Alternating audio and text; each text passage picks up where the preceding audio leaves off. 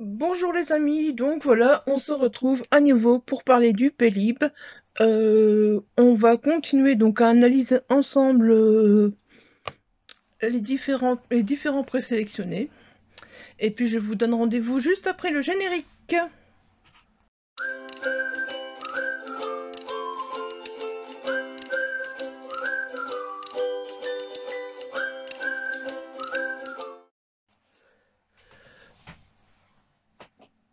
Voilà, donc lors de la dernière vidéo, on se quittait avec La ville sans vent.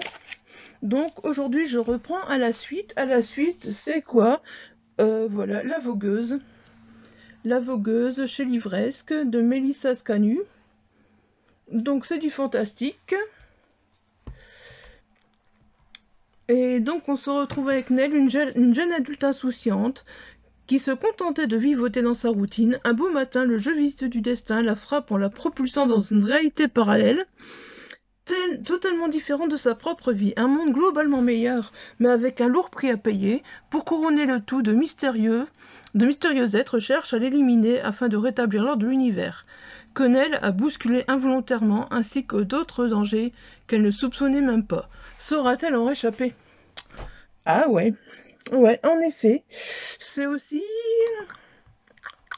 Commence bien, hein. Commence bien, moi je sais pas comment je vais faire cette sélection. Alors le chant... Ensuite donc on est avec le chant des cavalières. Chez les moutons électriques, c'est de la fantaisie à voir. Et c'est de Jean-Marie Corrèze. Jean-Marie M. Corrèze plutôt. Jeanne-Marie M. Corrèze, oui tout à fait, je vais arriver, ça, je vais y arriver. Voilà, on est donc, voilà, le chant des cavalières, comme vous voyez, de Jeanne-Marie M. Corrèze. J'arrive à le dire maintenant, c'est mieux. Voilà, donc c'est de la fantaisie chez les moutons électriques. On va voir tout de suite ce que ça donne.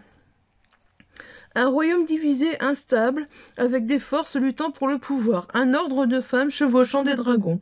Des masquillères, des cavalières, des écuyères, et parmi elles, Sophie qui attend.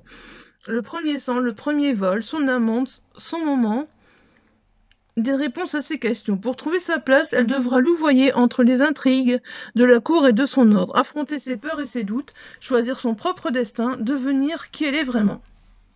Ah ouais, ça peut être sympa aussi. Ça peut être sympa aussi, en effet. Ah là là là là, ça va être compliqué de voter. Ah bah voilà. Voilà, ma lecture en cours, donc voilà, je suis en plein dedans. Ouais, je vais...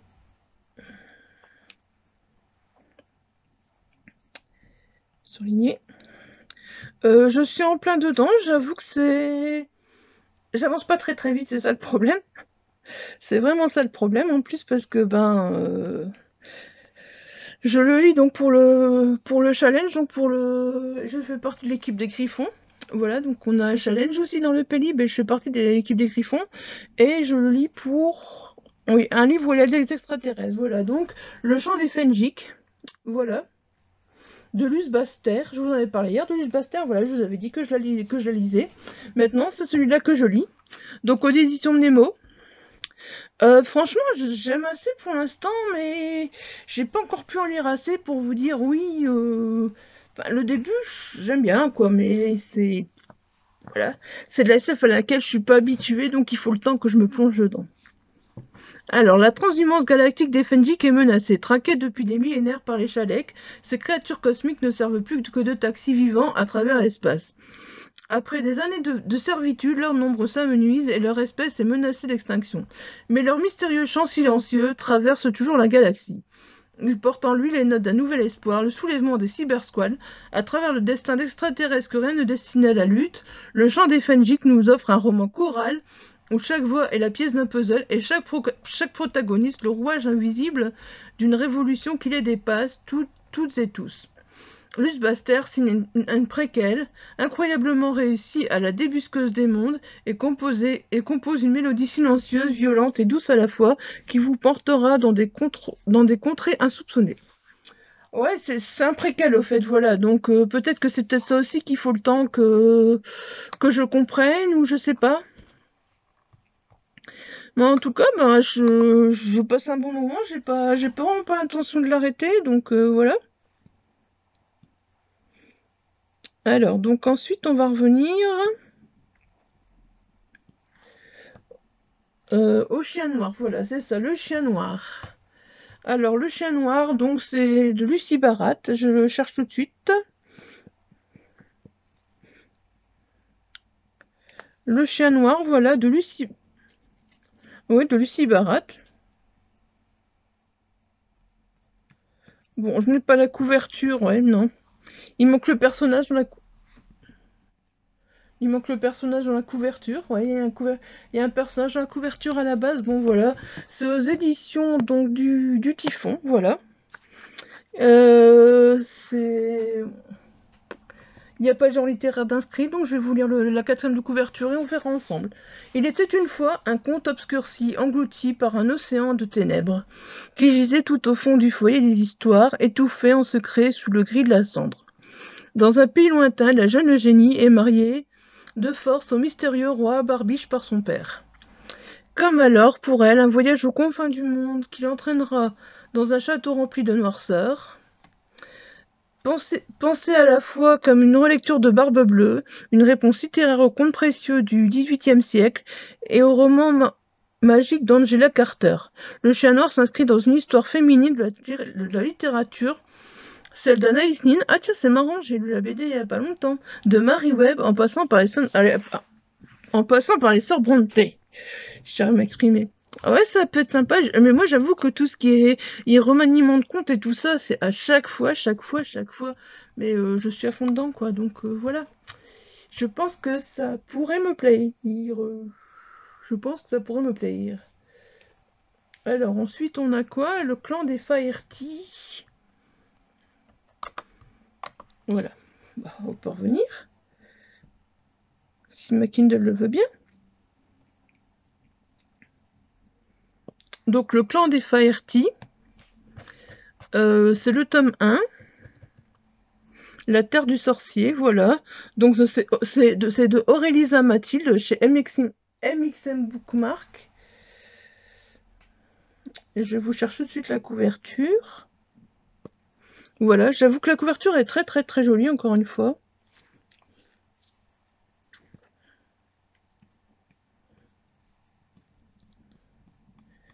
Ouais. C'est pas cool l'extrait quand tu tombes. Voilà, la couverture. La Terre du Sorcier, moi j'aime bien, franchement j'aime bien. Alors, qu'est-ce que ça dit? C'est de la fantaisie de toute façon, oui. Peu importe qu'il soit un sorcier, il n'a plus qu'un simulacre de pouvoir. James suit son passé, ses souvenirs et un alpha cruel qui réclame vengeance. Terrifié, il traverse plaines et montagnes jusqu'à tomber à bout de force. C'est au cœur d'un clan de métamorphes atypiques qu'il reprend connaissance aux côtés d'un homme au regard envoûtant. Cependant, le danger rôde toujours, son ancienne meute se rapproche et est assoiffée de sang, son sang. Peu importe qu'il n'ait jamais voulu faire de mal, il a des choix à faire et doit vivre avec les conséquences. Voilà. Bah ouais, c'est... Ouais, je sais pas, il faut que je lise un extrait. Ah, celui-là, comment dire, qu'il me fait super super envie, mais il faut que je lise l'extrait. Le collège maléfique de Cassandra O'Donnell, je pense que, ben voilà, sans le Pélib, je pense que beaucoup en ont déjà entendu parler. Personnellement, ouais, Cassandra O'Donnell, je l'ai déjà lu, je ne sais plus avec quoi. Je l'ai déjà lu, mais je ne sais plus du tout avec quoi. Ici, donc, on est chez Flammarion, dans de la fantaisie. Ça a l'air d'être de la jeunesse, avoir la couverture, voilà. Ah bah oui, c'est de la jeunesse. Quand les cauchemars deviennent réalité, pendant 13 ans, Emma Dreamhacker avait réussi à cacher ses pouvoirs, échappant ainsi à la vigilance du ministère, jusqu'au jour où elle reçoit sa lettre d'admission pour le collège maléfique. Emma n'a plus le choix, elle doit entrer dans cette école étrange qui dissimule de terrifiants secrets. Qui est ce garçon qui l'appelle au secours dans ses rêves? Pourquoi elle, le sorcier, cherche-t-il à la protéger? Peu à peu, Emma plonge dans un monde sombre et inconnu, peuplé de monstres et de démons. Un monde qu'elle va devoir affronter si elle veut survivre. Ouais, aussi, quoi, voilà, C'est aussi, ouais. C'est compliqué parce que, ben voilà, il y en a trop. Il y en a trop. Alors ensuite, on se retrouve donc avec le crépuscule des 5 piliers de Ella Brown, Donc c'est tome 1, Le sang et la guerre. Chez Livresse Édition, c'est de la fantaisie encore une fois. Voilà, je vais essayer de vous montrer la couverture si ma liseuse veut bien aller dessus. Voilà.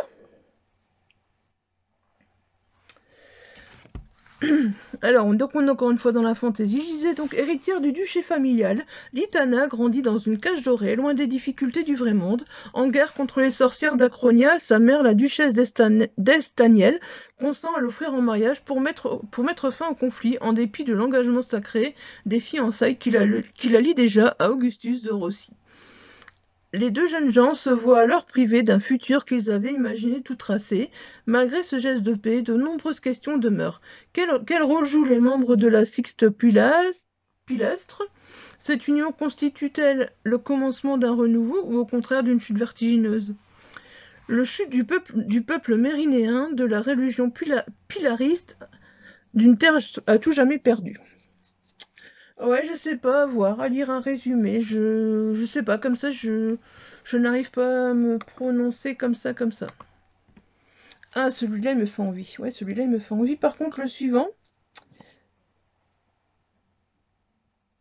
Donc, le suivant, donc c'est le Drakkar éternel d'Estelle Faye. Voilà, vous voyez la belle couverture, j'aime bien. Celui-là, il me fait très envie, je pense que je vais le lire. Enfin, je vais lire un extrait de toute façon, puis je le lirai si jamais, voilà. Chez Scrinéo, voilà, donc c'est de la fantaisie. La vie n'est pas toujours facile pour Maël et Astrid au collège. Heureusement, ils peuvent s'échapper pendant les vacances en naviguant sur l'océan. Mais l'une de leurs sorties en mer va les entraîner beaucoup plus loin qu'ils ne l'auraient imaginé. Prisonniers à bord d'un navire viking, un bateau maudit, condamné à errer sur les flots, pour l'éternité, ils vont devoir lever la malédiction qui frappe la mer des 9 mondes. Pour espérer rentrer chez eux. Aventure, mythes et légendes nordiques embarqués avec Astrid et Maël sur le Drakkar éternel. Ouais, ça peut être vraiment vraiment sympa. Franchement, je pense que ça va le faire aussi.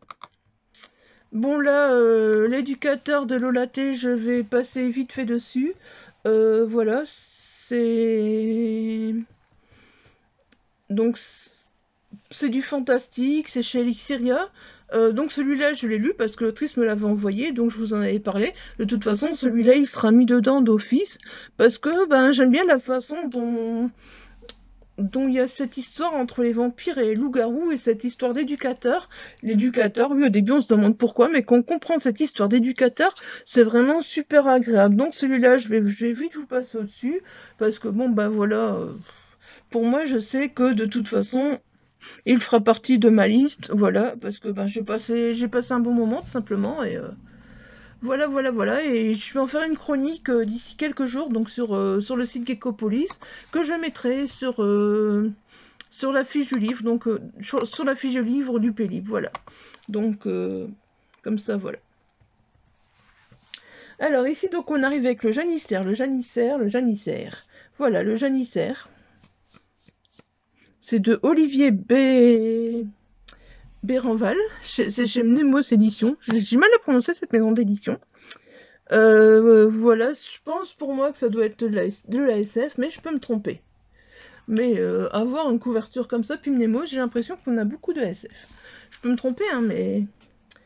Donc Kataï est une planète perdue au bout de l'univers, elle appartient à la communauté. L'Empire galactique réunissant l'humanité qui a essaimé dans les étoiles. Lorsqu'il est envoyé pour enquêter sur l'assassinat d'un haut dignitaire, le Janus R. Kimsey ne doute pas un instant qu'il résoudra l'affaire. Surentraînés, les janissaires forment l'élite des investigateurs de la communauté, redoutés pour leur efficacité, proche de l'inhumanité. Mais alors que Kimsey progresse dans une enquête de plus en plus troublante, il réalise que Kataï est aussi un monde de légende où une rébellion insaisissable gagne du terrain. Confronté aux mystérieux habitants de cette planète, il découvrira une vérité insoupçonnée.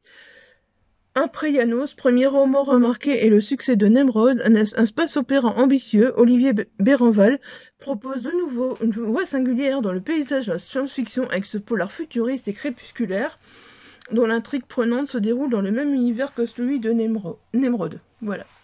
Ouais, bah ouais, ça peut être sympa. Ça peut être sympa à voir. Franchement, je sais pas, c'est compliqué au fait.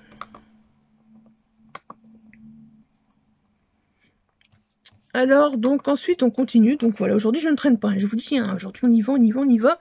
Donc ensuite on continue avec le roi des Crolles. Le roi des Crolles, tome 1, c'est le livre des purs, c'est ça, tome 1, le roi des Crolles, c'est ça je crois. Voilà. Je vous montre la couverture, je crois que c'est de la fantaisie, c'est chez Léa Édition.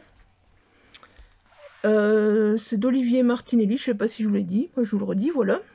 De paisibles villages Bélec, nichés au fond d'une vallée perdue, sont attaqués un soir par une armée innombrable et effroyable venue les anéantir. Leurs ennemis séculaires, les Palocs, sont venus pour s'emparer d'un manuscrit qui confère un grand pouvoir à ceux qui le possèdent comme les jeunes de son âge.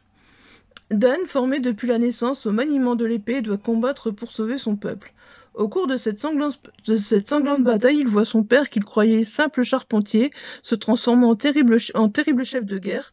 Ainsi débute une épopée qui va donner naissance à des légendes, dont celle d'un héros hors du commun, Dan le Rouge. Ouais. C'est compliqué à force de juger parce que c'est tellement de résumés qui font envie et voilà quoi. Ça va être dur, ça va être dur, ça va être dur. Alors donc ensuite, voilà, on continue, hein, on perd pas de temps, avec L'Enfer c'est moi. J'aime vraiment bien la couverture, chez Évidence Édition, donc de Rachel Milan. Je sais pas trop ce que c'est. Ah, on n'a pas de résumé là, donc c'est vraiment... voilà, il faudra que je lise l'extrait pour vraiment... Ouais, quand il n'y a pas d'extrait sur le site du Pélib, je vais pas aller chercher parce que sinon je vais passer trop de temps. Alors ensuite, on continue. Ouais, je crois que maintenant je peux changer. Voilà, donc on va continuer avec le paquebot immobile. Non, pas là. Donc le paquebot immobile de Philippe Curval aux éditions La Volte. Je vous cherche, voilà la couverture. Voilà, le paquebot immobile de Philippe Curval aux éditions La Volte. Je ne connais pas du tout la maison d'édition, bah voilà, c'est l'occasion de découvrir la maison d'édition aussi, parce que ça, après, je vais faire un petit tour et m'abonner aux maisons d'édition, justement, pour pouvoir suivre leur travail. Je trouve que c'est important. À mon avis, c'est de la SF. Vu la couverture et vu ce que je vois le départ, 7e continent, construit avec les matériaux de l'île, poubelles, plastique agglomérés, déchets de l'humanité, voilà le paquebot immobile, une utopie libertaire créée à force d'imagination par des pacifistes lassés des turpitudes du monde, une nation ultramoderne, riche de l'exploitation des technologies surprenantes. 30 ans après la naissance du paquebot, Péribus profite de la disparition de Robur, le guide spirituel de l'île, pour s'imposer à une population de Pakiennes et de Pakiens, pétrifiés par le bonheur, ou en proie à des querelles idéologiques. Sur les vestiges d'un tsunami dévastateur, il organise une tyrannie mortifère. Les fondateurs, au nom issu de héros de Jules Verne, tentent de coordonner la résistance. Dès lors s'engage un combat à armes inégales dans un univers en reconstruction, transcendé par une myriade d'innovations au décor toujours plus insolite. D'autant plus qu'il faut convaincre les membres des communautés extravagantes, végéludes, athéoristes, piloufacien et délivré de Perbus, la mystérieuse Vera, sa captive, son fétiche. Ouais, c'est tentant aussi, hein. Alors là, le passe-rêve de Jean Vigne. Jean Vigne, c'est un auteur dont j'ai entendu parler déjà. Voilà, donc... en plus, franchement, je trouve la couverture vraiment, vraiment belle. Faut que je cherche après. Le passe-rêve... On changerait de page? Non. Si, on change de page, mais pas... Voilà, on change de page, mais je suis pas sur la bonne. Voilà. Donc le passe-rêve de Jean Vigne. Celui-là, donc il est là, quelque part dans les livres, donc qu'on a reçu, qu'on a pu télécharger pour le Pélib. Voilà, le passe-rêve de Jean Vigne. Alors donc c'est de la science-fiction, il me semble. Donc c'est aux éditions Ixyria. Alors j'avoue que j'ai envie de Noël, bah, on m'en avait déjà parlé plusieurs fois et que j'avais retenu le nom, ben je suis assez curieuse, voilà, de le découvrir. Parce que je me dis, ben si on m'en parle, c'est que ça doit être un bon auteur. Alors, nul ne peut changer le passé en toute impunité. Ça, c'est la petite phrase de la couverture. Lors d'une expérience visant à percer les mystères de l'univers, Anselme a miraculeusement échappé à la mort. Un dramatique accident qui lui a conféré un pouvoir infini sur les événements du passé. Mais lorsque la puissance de Dieu s'invite ainsi au creux de votre main, mieux vaut ne pas en abuser sous peine de voir le monde que vous connaissez disparaître à jamais. Anselme saura-t-il endiguer cette spirale infernale qui semble s'obstiner à briser ses rêves et à le mener au chaos le plus total? Ouais, ça peut être très tentant aussi. Alors ensuite, oui c'est ça, on est avec le royaume de Naguère, l'élixir du bourreau, de Isabelle Fabula,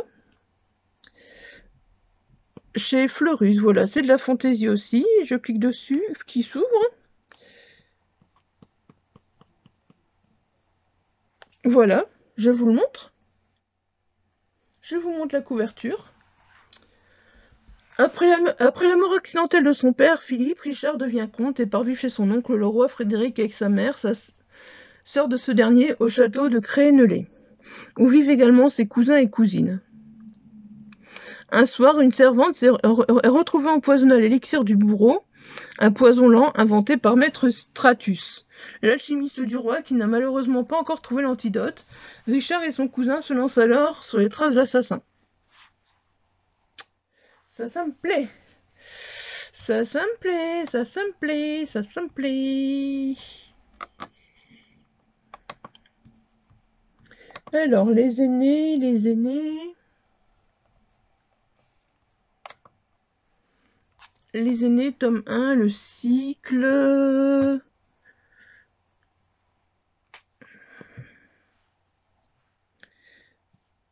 Les cycles corrompus, voilà. Mais, bien couverture. Voilà.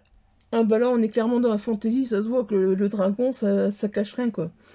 Voilà, donc c'est de Serenia Howell, donc sous édition Plume Blanche. Alors, dans la tour, leur demeure, les aînés et leurs maîtres veillent sur les 7 royaumes. Être appelé à les servir est un honneur, se lier à l'un de ces dieux est le rêve. Il en existe toutefois un pour lequel personne ne nourrit la moindre ambition. Astaroth, l'incarnation de la mort qui entraîne l'esprit de ses maîtres, l'un après l'autre vers les ténèbres et nourrit leur âme du sang de la guerre. Voilà, tout simplement. Ouais, et il faut lire un extrait. Il faut lire un extrait, il n'y a rien à faire.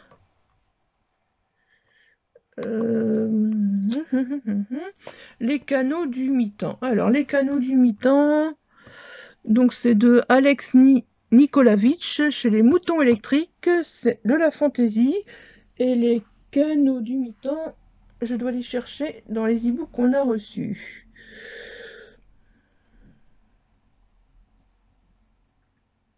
Voilà. Voilà, les canaux du mi-temps. Voilà. Donc encore de la fantaisie, mais j'avoue que ça m'attire pas mal. La couverture, elle est vraiment très attrayante. Donc je vais voir ce que ça donne. Le mi-temps, vaste plaine couturée de canaux creusés en des temps immémoriaux et que les colons parcourent désormais sur de lentes péniches tirées par des chevaux. C'est sur l'une d'entre elles qu'embarque le jeune Gabriel, attiré par son côté exotique, peuplé de phénomènes de foire.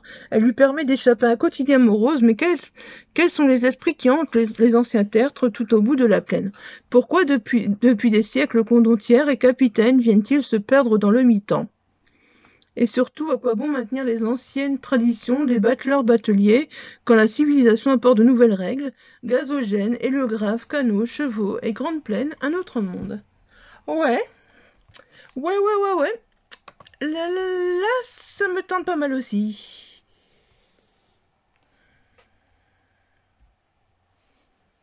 Alors ensuite, on a Les Chaînes du Silence de Céline Chevenet aux éditions du Chat Noir, qui est aussi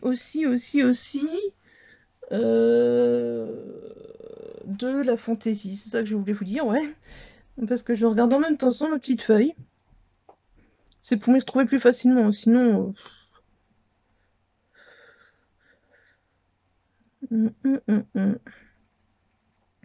Les chaînes du silence, voilà, ils sont ici. Voilà, les chaînes du silence sont là. Une couverture, des arbres, bon bah oui, des personnages. Encore de la fantaisie, on a beaucoup de fantaisie tout d'un coup, je trouve. Après avoir sauvé la vie d'un vampire, Nathanaël est contraint de fuir son village, réfugié au plus profond de la forêt, où ses créatures gardent les ongles. Il est adopté par l'une d'entre elles, qu'il nomme Kael, scellant ainsi son destin. Malgré sa nouvelle condition d'animal domestique et le silence permanent de son maître, Nathanaël observe la communauté qu'il intègre et dont il ignore tout. Pour la première fois, il apprend à contempler ces espaces immenses qui isolent les hommes et abritent les bêtes, ces créatures issues d'un autre temps. Lui, l'humain fragile et sensible, symbolise tout ce que les vampires immortels ne regardent plus. Mais parce qu'il choisit de s'attacher pleinement à son maître, leur vie en est bouleversée. De ces chaînes naît un espoir, la liberté pour tous les deux. Ouais, je sais pas, voilà, lire un extrait, parce que comme je vous ai dit, dès que ça parle de vampires, voilà. C'est... Je sais pas quoi en penser. Ah oui, le chat des neiges, je l'ai pas encore mis dans ma Kindle, c'est pas bien. C'est pas bien, du coup, je pourrais pas vous montrer la couverture. Ah, c'est mal. Elle est belle en plus. Donc c'est de Noémie Viorek. Chez L'Homme sans nom, c'est de la fantaisie. Je sais pas pourquoi ça me tente. Le chat des neiges ne sont plus blancs en hiver. Morse est la terre la plus au nord du monde. Je bafouille, hein. Des siècles plus tôt, la neige a cessé de tomber et la glace a fondu. Devenue une boue informe et immonde, il y a une ombre dans l'est de Morse, celle de Noir, un esprit maléfique prêt à tout pour provoquer la ruine du royaume. Sur ses talons court le second, un guerrier prodigieux, plus cruel et féroce que tous les séides gravitant autour d'eux. Il y a un enfant sur le trône de Morse, on attend de lui la ferveur de ses ancêtres pour maintenir le royaume dans la lumière. Mais le prince Jaroslav doute de sa place, de son pouvoir, et ne souhaite qu'une seule chose, vivre en paix. Et dans le nord, près des montagnes, ourdissent les sorcières vengeresses, dévorées par le rêve incertain de refaire un jour tomber la neige sur leur monde déchu. À voir, à voir. Je vais encore le mettre dans ma Kindle pour lire un extrait, donc à voir. Alors, les Chevaliers du Tintamarre. Les Chevaliers du Tintamarre. Donc celui-là, on a un extrait.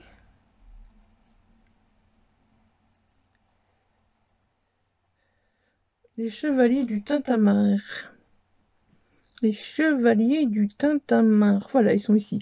Donc, les Chevaliers du Tintamarre de Raphaël Bardas, aux éditions de Nemo, c'est la fantaisie. Alors, ici, on est dans la fantaisie, hein, vraiment, voilà, regardez.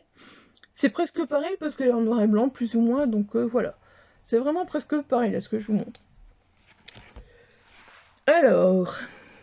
Silas, morue et rossignol rêvent d'aventure et de grands faits d'armes, tout en vidant chope de bière sur chope de bière à la taverne du Grand Tintamarre, qu'ils peuvent à peine se payer. Lorsque le fantasque et très inégalitaire cité de Morguepierre, entassée sur les pentes d'un volcan, devient le théâtre d'enlèvement de jeunes orphelines et voit des Marie Morgan s'échouer sur ces plages, les trois compères se retrouvent adoubés par un vieux baron défroqué et chargé de mener l'enquête.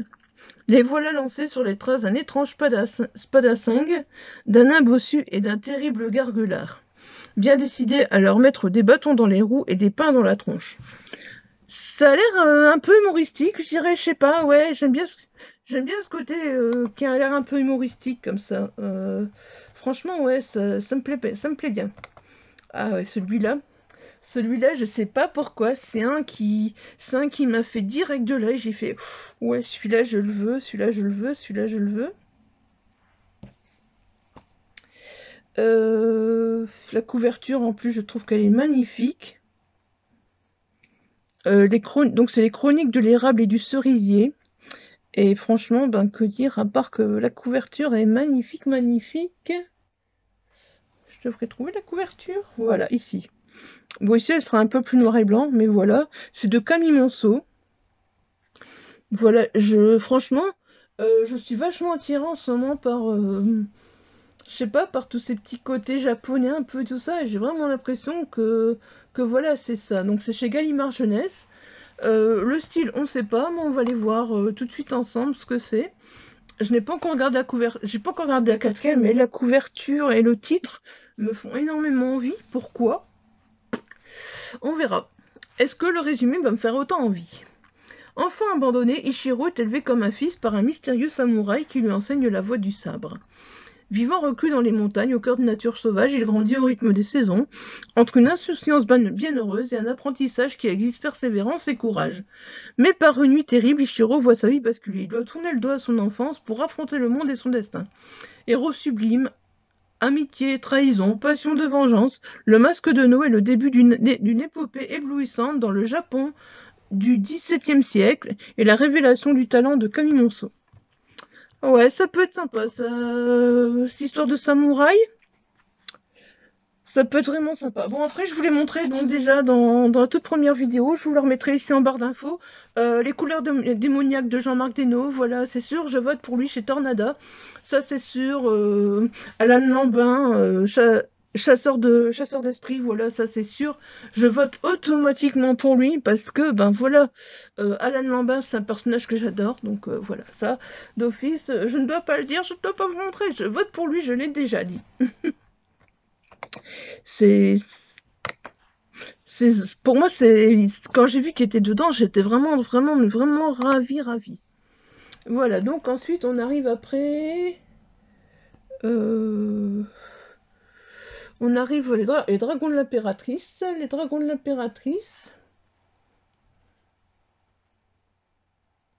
les dragons de l'impératrice, ils sont là, voilà. Alors donc les dragons de l'impératrice, c'est de Alice Sola. Ouais, la couverture elle est un peu buggée, désolée. Donc c'est aux éditions Magic Mirror, c'est de la fantaisie, oui encore de la fantaisie. On a beaucoup de fantaisie quand même. Hein. J'ai rien contre la fantaisie, j'aime bien la fantaisie, mais il faut qu'elle soit bien tournée. Au cœur de la cité impériale, entre les paravents, les ombrelles et les coiffes des nobles dames, rôde un murmure prémisse d'une terreur sans nom. La princesse Turando cache le monstre qui l'habite dans le sang et la cruauté, tandis que l'empereur, son père, détourne le regard. Dans l'ombre, l'avènement du démon approche. Les chemins des trois héros vont s'entremêler et croiser sous la princesse cruelle. Destinée, chance ou malédiction? Hua Mulan, qui dissimule sa féminité depuis des années, le général de guerre Shen et Calaf, le prince déchu, devront chercher ce qu'on ne peut pas trouver pour tenter de délivrer l'héritière et le peuple. Mais l'empire coupable et corrompu peut-il seulement être sauvé? Ça, c'est une bonne question, mais j'avoue que c'est assez tentant. Voilà. Alors ensuite, on en arrive... Le serpent autour de l'étoile, chez Rivière Blanche. Chez Rivière Blanche, j'ai déjà lu... je sais plus comment... C'était de Gemme, mais c'était... Ah, j'ai un trou. Donc le serpent autour de l'étoile. Il est là, c'est sûr. Voilà, c'est chez Rivière Blanche et c'est de Dumay Anthony. Je dirais que c'est encore de la fantaisie.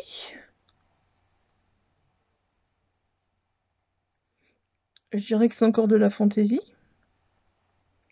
Le serpent autour de l'étoile, tu es où toi? Tu es où le serpent autour de l'étoile? Ouais, tu te caches, j'aime pas ça. J'aime pas les petits qui jouent à cache-cache, moi. Bah voilà, il faut que ce soit le dernier. Cette collection Rivière Blanche, il y a des belles choses dedans, je pense. Franchement, il y a plusieurs choses que j'ai envie de découvrir, voilà. Bon, clairement, ouais, là, on voit dans de la fantaisie, donc... Waouh, c'est une sacrée quatrième de couverture, hein. Estelle est mariée à Jean-Pierre Guillain. Ils ont un enfant de 2 ans, Jordan. Pour des raisons qu'elle ne saurait expliquer, Estelle va un matin tuer Jordan, puis mettre le feu au corps. Ouh. Elle est aussitôt mise en examen et enfermée dans un centre pénitentiaire pour femmes. Simon Giordani, un profiler, est nommé par le tribunal pour comprendre les causes du crime, mais quand celui-ci se penche sur l'affaire, ce qu'il découvre se trouve au-delà de tout ce que la raison peut concevoir. Oh là là là là là là. Entre une créature chimérique au corps serpentiforme et aux ailes de chauve-souris géante, à qui des femmes sont données en sacrifice, un énorme chien qui le mord dans un rêve, et dont la blessure ne disparaît pas dans la réalité, son cellulaire qui enregistre sans raison une voix métallique dans une langue inconnue, et une clinique où un faux médecin et une jeune sage-femme servent en réalité un maître au pouvoir sans limite, Simon doit se rendre à l'évidence. Jordan n'était pas humain. Dume Anthony est né en Corse en 1953 où il vit à l'année. Il commence sa carrière professionnelle en exerçant le métier de musicien pendant une dizaine d'années. Oui, après c'est un peu, voilà, ça parle un peu de l'auteur, mais j'avoue que ça fait beaucoup de choses, mais c'est intéressant. J'espère que vous m'avez plus ou moins suivi parce que il y a beaucoup de choses là. Mais c'est super intéressant, franchement, ça me plaît vraiment pas mal. Celui-là, je le retiens parce que c'est clair et net que... Alors, on descend d'une ligne. Ouais, j'aime bien qu'on descende d'une ligne. Ça veut dire que... Alors, les noces mécaniques. Les noces mécaniques, je vais l'avoir là aussi. Tiop. Les noces mécaniques. Voilà, les noces mécaniques, il est ici. La couverture est là. J'aime beaucoup la couverture. Voilà, ça c'est du fantastique. Donc, c'est de Marie Kneb. Et c'est aux éditions Plume Blanche. Voilà. Ah, je m'en doutais qu'il y avait de la chimie dedans. Je sais pas pourquoi. Les noces mécaniques, alchimie, et puis la couverture. Anea City, un lien alchimique unit les couples mariés à vie. Fiancée par amour, Clara n'a rien contre cette règle, mais le jour de ses noces, tout tourne au désastre.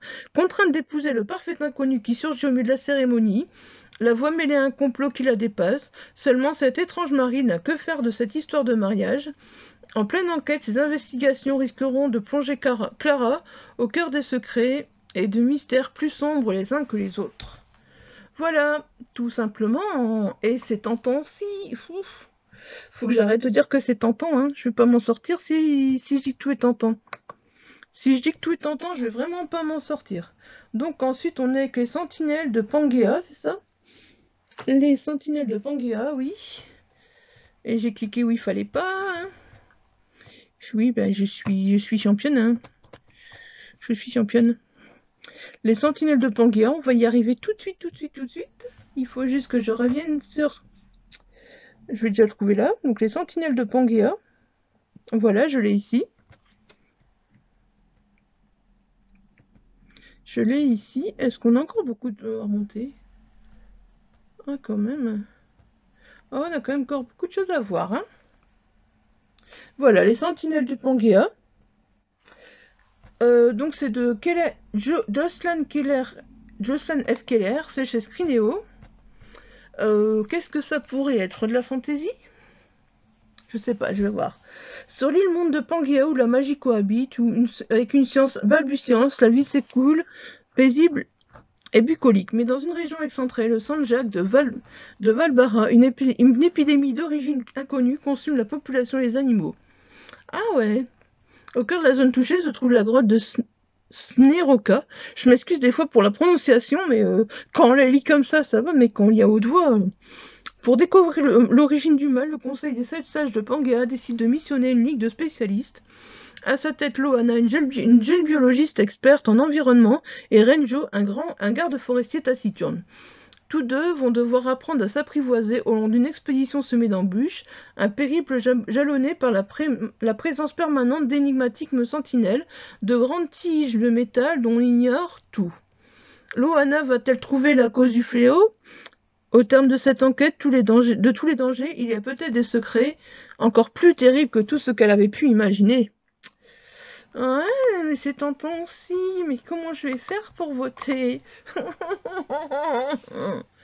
Les 6 cauchemars. Alors, les 6 cauchemars. Ils sont où les 6 cauchemars? Ils sont là quelque part sans doute. Voilà, ils sont là.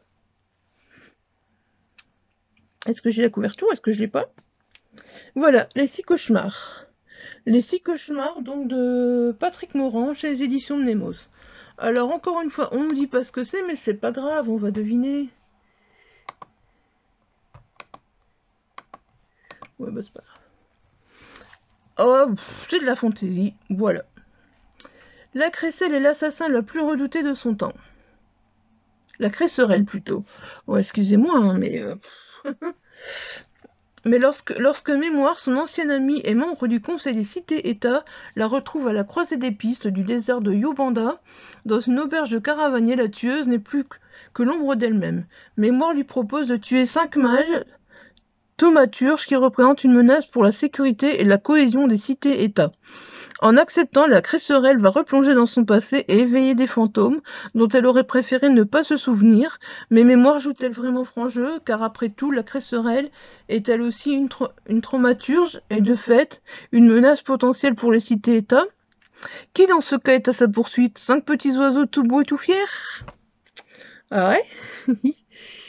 C'est tentant, c'est tentant, c'est tentant, c'est tentant, c'est tentant. Non, je ne vais pas cliquer là. Oh, je me fatigue à cliquer au mauvais endroit à chaque fois. Je me fatigue.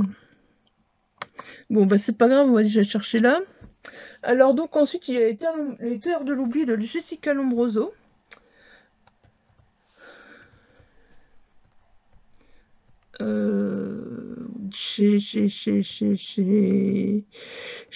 On va y arriver, hein, voilà.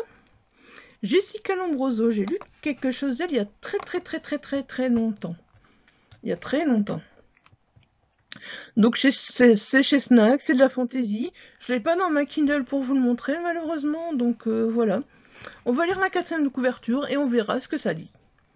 Lors d'une étrange nuit, Eva échappe de justesse à la mort. Accompagnée de Bastien, un jeune homme mystérieux qui semble lui vouer sa vie, la voilà confrontée à sa nouvelle réalité.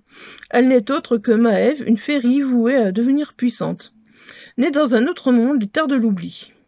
Dès lors, le destin se met en branle, et pour survivre, ils n'ont d'autre choix que de retourner dans ce monde qui les a vus naître. Car dans l'ombre, les damnés, formant une rébellion, ils enlèvent et tuent au nom de la liberté. Mais Kay, un métaphore puissant, lève une armée pour les contrer. Ouais, dans ce monde qui est scindé en deux, il faudra à Eva et Bastien choisir leur camp, car la guerre menace d'éclater, mais la liberté n'a pas de prix. Ouais, c'est encore une fois super tentant, mais c'est pas possible. Ah oui, alors là, celui-là, j'ai lu un extrait. Franchement, j'ai kiffé. J'ai kiffé, je me suis dit, Isabelle, arrête-toi là parce que t'as d'autres choses à lire. Mais celui-là, je pense que je vote pour. Je pense que d'office, je vote pour. Et je pense que beaucoup de personnes ont voté pour. Voilà, je vais mettre un petit surlignement où je suis arrivée, si la Kindle le veut bien. Et on va aller vers la couverture. Je sais pas s'il y avait une couverture ou pas. Je pense pas, non. Enfin, la couverture est sublime en tout cas. C'est les tribulations d'Esther Parmentier, cadavre haché, vampire fâché, de Maël Dessart chez Rajo. C'est de la fantaisie, mais franchement, j'ai l'impression que c'est un peu humoristique comme ça, c'est un peu... Et franchement, celui-là, mais il me fait vraiment trop envie. J'ai lu le début, j'ai vraiment kiffé, quoi. Esther Parmentier, 19 ans, sorcière non répertoriée, est embauchée pour un premier stage dans une agence très spéciale. Délire assuré, Esther Parmentier a quitté sa Bretagne natale pour un stage à Strasbourg dans une société informatique. Quand elle est repérée par l'agence de contrôle et de détection des créatures surnaturelles, car Esther est une sorcière. À peine remise de cette découverte et des tests visant à déterminer ses capacités, Esther apprend qu'elle n'a plus de pouvoir. Elle n'a pas plus de pouvoir qu'une allumette mouillée. Sa note sur l'échelle des pouvoirs est historiquement basse, 2 sur 82. Mais Esther est dotée d'un caractère de cochon, de solides capacités de déduction et est capable de résister au pouvoir de séduction des créatures. Malgré son faible score, l'agence décide donc de l'embaucher comme stagiaire. Franchement, ouais, je vous dis, j'ai lu le début et franchement, mais j'ai kiffé grave, hein, franchement, waouh. Je sais pas, je sais pas pourquoi, j'ai eu envie de lire le début de celui-là, franchement, c'était... Mais direct, quoi, direct, j'ai eu envie de lire le début, franchement, tellement, voilà. Déjà, la couverture qui est vachement attirante, et puis, voilà. Alors ensuite, donc, on va passer au vieux Maclo. Le vieux Macloc, plutôt. Le vieux Maclock, donc voilà, celui-là, ça doit être une couverture. Oui, c'est celui-là avec la bouteille. Le vieux Maclock, bah tiens, je l'avais le vieux Maclock. Le vieux Maclock. Je sais pas où il est le vieux Maclock. Ouais, c'est embêtant si je le trouve pas. J'aimerais quand même bien vous montrer parce que le vieux Maclock. Ouais, non, c'est sûr, il est pas. Voilà.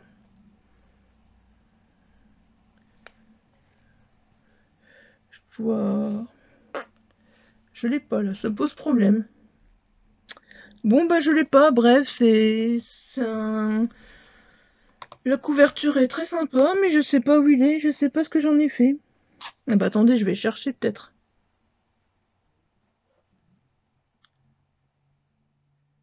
Maclock. Voilà, il est là, je savais qu'il était là. Je savais qu'il était là. Voilà. Le vieux Maclock, voilà. Donc c'est de Jenny JR chez Livresque Édition, voilà. Franchement, j'aime bien la couverture. Et on va aller voir ce que ça donne du coup. Aurait-il dû ramasser ces bouteilles rejetées par la mer? L'équipage du vieux Matlock a été maudit à jamais. Après avoir disparu en mer, le seul rescapé d'une nuit d'encre revient sur l'île hébétée. Là, il tente d'expliquer sa mésaventure, mais personne ne le croit. Pire, son souvenir s'estompe de l'esprit des insulaires. C'est comme s'il n'avait jamais existé. Seul le jeune de Jacques se remémore son histoire, la légende des sirènes. Pour rompre la malédiction de Jacques par la recherche de créatures marines, il prend la mer, mais il n'est pas seul. Celle qui est partie changera tout. Ah ouais. Ça, je vais voter. Alors ensuite, nous avons donc, ben ouais, je n'ai pas, pareil, je crois pas, non, je n'ai pas la couverture. Ouais. Je suis désolée, quand je monte avec Movie Maker, je peux pas mettre des couvertures là. J'ai mon vieil ordi là qu'il faut que je change, donc voilà. Ça va le faire, vous inquiétez pas. Alors ici, donc, j'ai L'héritier du Dalaras de L.R. Roy chez Sharon Keno. Alors, celui-là, je n'ai pas d'extrait, je n'ai rien. Mais voilà, j'ai un avis. Voilà, d'un membre de Geekopolis, voilà, donc... qui a apparemment bien aimé, donc voilà, je pourrais un petit peu en discuter avec lui pour voir ce qu'il en pense. Alors, abrité dans l'ombre d'une impasse, Aléane était le moindre bruissement d'air. Et pied le moins. L'épée sortie de son fourreau, serrée contre son corps, elle s'apprêta à faire face. Légion de l'empereur Arthas avait attaqué Nirader, petite ville frontalière, sans prétention, où était cependant dissimulé un trésor au pouvoir infini pour protéger cet objet sacré. Aléane ne pouvait s'appuyer que sur son courage et la magie. Depuis toujours, elle s'est entraînée pour affronter le pire, et aujourd'hui elle était prête à tous les sacrifices. Ni peur ni doute n'effleurait son âme, mais c'était sans compter cet inconnu farouchement rationnel que le destin avait décidé de mettre sur sa route, et qui venait de lui sauver la vie. Ouais, c'est tentant aussi, voilà. Bon, j'aimerais bien lire un extrait, je vais essayer de me trouver un petit extrait, on verra bien. Pourquoi pas. Alors, l'hôpital des sorciers, là, est-ce que j'ai un extrait ou pas? Ouais, c'est sur ma feuille d'avant, ça m'embête. L'hôpital des sorciers, oui, je l'ai dans ma Kindle.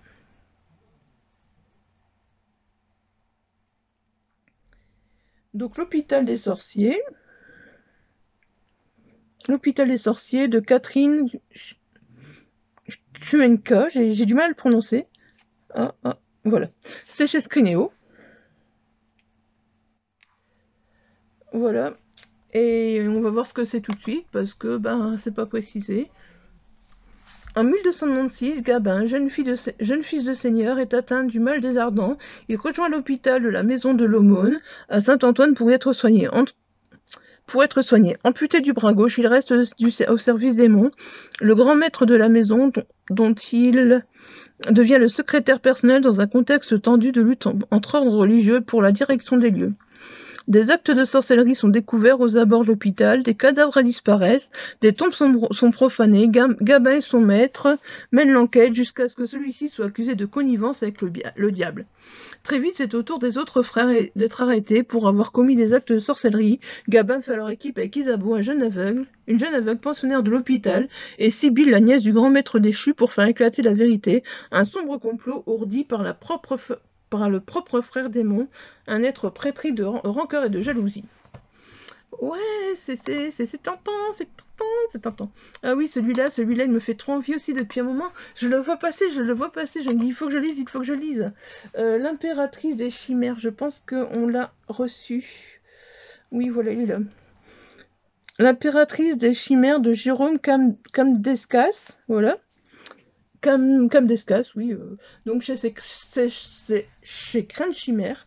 Les éditions de Crainte Chimère, j'aime beaucoup ce qu'ils font. Franchement, je trouve qu'à chaque fois leur couverture et leurs romans font super envie. Donc celui-là, je crois que il va être dedans. Brouillard de cauchemars mortifères. La chevelure de Hel a envahi les terres du Nord. Tueur de Noirlouve est-il animé par sa foi ou par une sorte de témérité aveugle pour oser vouloir s'y frotter et chasser une telle malédiction? Entouré d'une cohorte de héros aux motivations aussi variées que douteuses, il devra s'y aventurer et y affronter les créatures vomies des tréfonds des enfers. Perdition, aliénation, au-delà de ses monstruosités et de ses spires décérébrés, un être malicieux attend. Une entité inconnue déterminée à retourner contre eux, angoisse et déchirure de l'âme grâce à moult illusions. Invisible et insaisissable, elle s'allumera leur chemin d'embûche, déterminée à les détruire ou les confiner à la folie. Oh ouais. Ça, c'est trop bon. Alors ensuite, on est avec l'ordre du cygne. L'ordre du cygne, oui. Ah oui, j'ai encore une fois cliqué où il fallait pas, tiens. Je sais faire que ça, hein. Cliquer où il faut pas. Alors, l'ordre du cygne. Il faudrait déjà avoir la couverture pour le trouver plus facilement. J'essaie de gagner du temps et j'en perds quand même. L'ordre du cygne, alors. Donc, c'est sur ma feuille là. Ouais, dans mes feuilles, c'est... Alors, ça doit être donc... Oh, voilà, elle est ici. L'ordre du cygne et chevalier de Camelot. Voilà. Voilà. Donc, on va voir ce que ça donne. C'est de Virginie Salobir chez Gulfstream Édition. Et c'est de la fantaisie. Ouais, on a beaucoup de fantaisie, là. On est parti, hein. Un nouvel ordre du cygne a vu le jour, même sous la houlette exigeante par l'enchanteur Walgreen. Les chevaliers et leurs écuyers qui la composent ne parviennent pas à égaler la grandeur de leurs aînés. Tandis que le sorcier de Malbrume, Néphète, désireux de prendre sa revanche, lance plusieurs attaques contre l'ordre, le grand chevalier Oswald de Owen exhorte ses frères et ses sœurs d'armes à gagner en discipline et en courage. Malgré toute sa bonne volonté, l'ordre s'éparpille entre querelles puériles et maladresse de débutants, sans compter qu'Alix, son écuyère attitrée, est une véritable tête de mule qui ne facilite pas la tâche. Ouais. Hélas, la guerre se dessine à l'horizon. Les espoirs d'alliance du royaume des lacs d'argent reposent désormais sur ce nouvel ordre, s'ils ne veulent pas crouler sous les assauts des soldats de Malbrune. Ouais, c'est tentant aussi, hein.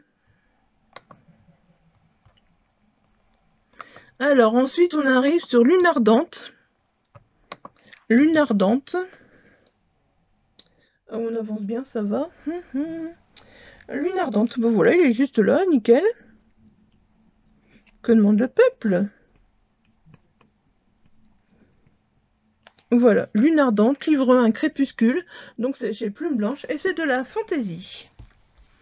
Alors, depuis la nuit des temps, les sombres lunes et les sans soleil sont des peuples ennemis. Les premiers adulateurs de la lune vivent en Sagan, pays de glace et neige éternelle. Les seconds, adorateurs du soleil, règnent en Ulan, royaume du sable et de luxure. Sur le point de perdre la guerre, Siobhan Calypsa, princesse Sagan, pactise avec le roi Callaghan Huxley, son ennemi. Elle épousera son fils aîné, renoncera à son héritage de la lune et deviendra une princesse bâtarde en embrassant la nation du soleil pour protéger les siens. Si la haine des princes héritiers à l'égard des sombres lunes ne souffre d'aucune limite, le soleil semble pourtant perdre son influence sur ses enfants.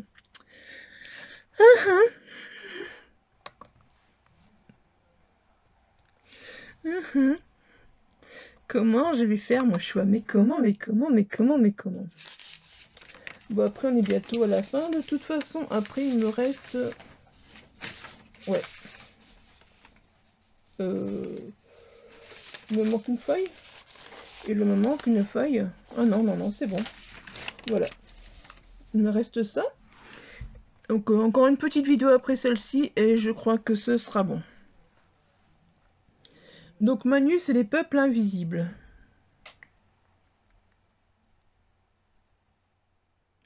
Voilà.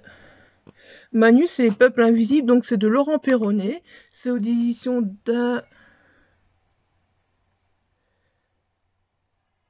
d'Adoclem, voilà.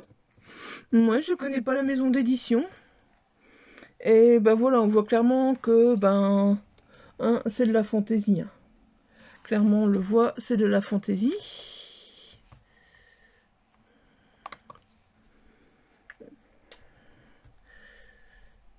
Une petite vidéo encore après celle-ci et ce sera bon, je vous aurai tout présenté. J'espère que je vous aurai pas trop saoulé sur la chaîne avec ces vidéos. J'espère qu'au contraire elles vous auront plu, fait découvrir des livres. Même ceux qui font pas partie du Pélip, quoi. Que les vidéos n'ont pas été trop longues. Alors, le ciel est tombé sur la tête de Manus. Son père vend l'auberge d'Elvester à l'arrache de sa contrée, à sa mère, à tous ses amis invisibles. Elfe, troll, mais Elvester va le suivre à Oslo pour le meilleur et pour le pire. Manus et sa nouvelle alliée Edda sont les héros malgré eux d'une bataille titanesque mêlant les dieux, les humains et les peuples invisibles. Et de leur destin dépendra le nôtre. Ouais, c'est aussi, hein, ça change en plus. Je pense que c'est avec des nains, donc voilà, ça change vraiment. Alors ensuite, on est avec Malédiction.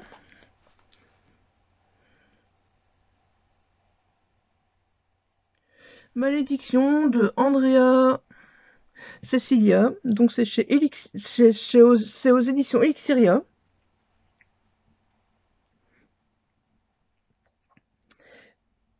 Voilà, c'est les larmes d'Azraël. Ah voilà, j'avais la couverture. Oh, regardez comme elle est belle. Oh, franchement, j'aime trop les couvertures comme ça. Donc c'est Cécilia Armand, c'est bien ça. Alors, les humains s'enfuient devant moi. Je suis toujours à l'heure pour accueillir celui qui passe à trépas. Mon baiser est mortel pour qui le recevra, mais je m'incline devant elle, depuis qu'elle fait partie de moi. Victime d'un terrible accident, Rosalie se réveille dans un endroit qu'elle ne connaît pas. Dans cette pièce sombre et froide, elle se rend très vite compte que quelque chose ne va pas, et pour cause elle n'est pas seule. Un homme aussi beau que mystérieux, à allure surnaturelle, se tient devant elle. Cet inconnu aux yeux d'émeraude est sur le point de bouleverser sa vie, mais qui est-il? Une histoire d'amour entre le paradis et l'enfer? Qui de l'amour ou de la mort triomphéra? Je kiffe. Je kiffe. Ouais. Punaise. Alors là, on est... je sais pas. Je sais pas du tout ce que ça raconte. Même les araignées ont une maman, voilà. Je sais pas trop. Voilà, je vous montre la couverture. Même les araignées ont une maman, de Alain Gagnol. Et c'est chez Syros. Alain Gagnol, ça me dit quelque chose comme nom, mais... C'est de la fantaisie, apparemment. Ah non, c'est du fantastique. Depuis quelque temps, Thomas ne dort plus. Il a de quoi être inquiet, son chat a disparu alors qu'un tueur d'animaux sévit en ville. Une nuit, il distingue une silhouette dans son jardin. Malgré le masque d'opéra chinois qui cache son visage, Thomas reconnaît Emma, sa voisine. Ce qu'il ne sait pas encore, c'est qu'Emma est télépathe et que ce don extraordinaire pourrait peut-être les mener jusqu'au tueur, ou mener le tueur à eux. Ouais, celle-là... Ouais, là par contre, le prochain, je sais pas. Métro Paris, je sais pas. Je pense que ça va être trop dense pour moi. Je vais essayer de lire un extrait, mais j'ai peur que ce soit beaucoup trop dense pour moi. Après, je peux me tromper, mais voilà. Il est où? Voilà. c'est chez La Talente. Donc voilà, c'est Métro Paris, tome 1, rive gauche, de Pierre Bordage. Chez La Talente, c'est clairement et purement de la SF. Je pense que c'est de la très très grosse SF et je sais pas si je vais... Si pour moi, ça va m'accrocher. En 2033, les humains ont été chassés de la surface désormais inhabitable. À Paris, les survivants se sont réfugiés dans les profondeurs du métropolitain. Des communautés sont installées au niveau de certaines stations de rive gauche, plus ou moins en contact, souvent en conflit. La surface est crainte parce qu'irradiée. Rive droite est un lieu maudit. Dans les méandres des boyaux de Paris, à défaut de lumière, les émotions sont plus vives, les rancœurs plus tenaces, les haines plus exacerbées. Ouais, si j'essaierai de lire un extrait quand même, parce que pourquoi pas. Alors ensuite, on est avec 1000 lions. 1000 lions, oui. C'est un peu dur à prononcer comme ça. De Jeanne Boconnet-Carl, voilà. Donc c'est chez Scrinéo, encore une fois. Hein. Scrinéo, je trouve qu'ils sont pas mal dans... Voilà. Alors là, j'aime vraiment bien la couverture. C'est de la fantaisie. Dans la cité d'été, une forteresse entourée d'un désert de sel est interdite aux hommes. Ava se prépare pour sa première cérémonie de fécondité. À l'autre bout du monde, dans le royaume brûlé de l'Atacam, le dernier lion ailé rend l'âme. Sa mort va entraîner daguerre un soldat lion dans une odyssée périlleuse sur le fleuve sacré. Inouk, une gitane des eaux, découvre qu'elle est enceinte. Or, seules les filles de la cité sont aptes à être fécondées. Ava, Daguerre et Enoch l'ignorent, mais leurs destins sont intimement liés. Vont-ils réussir à sauvegarder la paix qui unit les trois royaumes? Ouais, ça c'est une bonne question aussi. Alors, on va finir avec les deux derniers donc que j'ai sur ma ligne à moi. Et puis après, ben voilà quoi.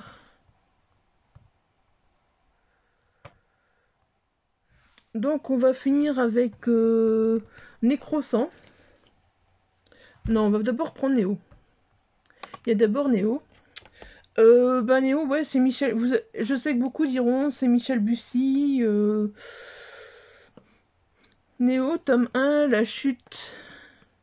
Si j'arrive à voir la couverture, voilà. Néo, tome 1, donc la chute du soleil de fer. Chez PKJ, ouais, beaucoup diront, ouais, c'est Michel Bussy, voilà quoi.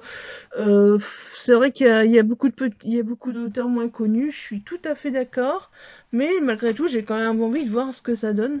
C'est de la science-fiction, apparemment. Dans un monde où les adultes ont disparu, il existe deux refuges pour les deux bandes rivales qui ont survécu au cataclysme. Le tipi et le château. Les uns chassent pour se nourrir, les autres vivent reclus et protégés. Bientôt, une étrange maladie fait peser un risque de famine sur le clan de Tipi, le privant de ses proies. Et si ceux du château étaient à l'origine de cet empoisonnement? Lors de la confrontation est venue, la guerre entre les deux tribus peut-elle encore être évitée, alors que la nature est plus menacée que jamais? Zizo, l'espion au grand cœur du Tipi, et Alix, la reine du château, sauront-ils unir leurs forces pour déjouer les mystères, les intrigues et les trahisons? Voilà. Donc ça c'est... Et ensuite, donc, je vais terminer avec Nécrosant. Nécrosant qui doit être... Voilà, ici. Donc c'est chez Crainte Chimère, voilà, c'est de Négora. C'est le tome 1 Terre d'infamie, voilà, chez Crainte Chimère. Franchement, Crainte Chimère, leur roman m'attire toujours pas mal. Voilà, il n'y a pas de quatrième de couverture, donc voilà, c'est fait. Bah écoutez, je pense qu'on va s'arrêter là, hein. On est déjà à 1 heure encore une fois. Demain, oui, tout à fait, demain, on devrait pouvoir finir donc ce qui reste là. Comme ça, après, on n'en parle plus. Enfin, on n'en parle plus. On peut en parler du Pélib. On va encore en parler du Pélib sur la chaîne. Voilà, j'espère que vous aimez toujours ces vidéos. J'espère que ça vous plaît. Surtout, n'hésitez pas à me dire, hein, parce que franchement, je pense que ça peut vous faire, même ceux qui participent pas au Pélib, entre autres, ça peut vous faire découvrir des romans, et voilà. Et peut-être des maisons d'édition aussi, donc je me dis, c'est un peu pour ça que je le fais, parce que voilà, faire découvrir des maisons d'édition, des auteurs, des romans, c'est mon but premier, donc voilà, j'espère que ça vous plaira, même s'il y a 1 heure, après les vidéos sont plus espacées, donc vous aurez le temps de les regarder, quitte en 2 fois, ou voilà quoi. pour un petit peu voir, voilà, tiens, ce roman-là, tiens, oui, voilà. Et n'hésitez pas à me dire s'il y a un roman que vous avez lu en commentaire surtout. Voilà, est-ce que vous en avez pensé personnellement je tiendrai tout à fait compte de vos avis. Voilà, donc si vous avez aimé cette vidéo, un petit pouce bleu. N'hésitez pas à vous abonner à la chaîne si ce n'est pas encore fait. Et puis n'hésitez un petit commentaire aussi, tant qu'à faire, ça fait toujours plaisir. Voilà, moi je vous souhaite une bonne journée. J'espère que qu'elle se passera bien. Et je vous dis à demain. Voilà, portez-vous bien. Bye bye.